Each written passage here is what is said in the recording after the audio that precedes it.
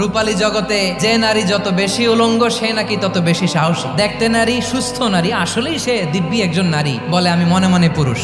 সবচেয়ে ভয়ঙ্কর অশ্লীলতার সবচাইতে লেটেস্ট ভার্সন হচ্ছে এই ট্রান্সজেন্ডারিজম। এটা লূত আলাইহিস সালামের কওমের মধ্যে ছিল। এই পশ্চিমের এই রোগ আমার দেশে যেন আসতে না পারে, আমাদের সজাগ থাকতে হবে। প্রিয় ভাইরা, চিল্লায় বলেন ঠিক কিনা?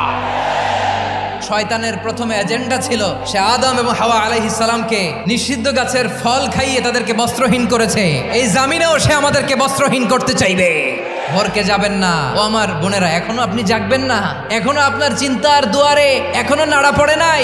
ওরা আপনাকে উলঙ্গ বানাতে চায়, ওরা আপনাকে আইটেম গার্ল বানাতে চায়। দুনিয়ার সবকিছুই অ্যাসেট, এর মধ্যে সবচেয়ে দামি অ্যাসেট নেককার নারী। আপনার গর্ভ যে কত দামি আপনি জানেন না? যারা এই নাটকের নামে, সিনেমার নামে আমার সমাজে অশ্লীলতা ছড়াতে চায় তাদের জন্য কঠিন মর্মন্তুদ শাস্তি মজুদ রেখে দিয়েছে কে?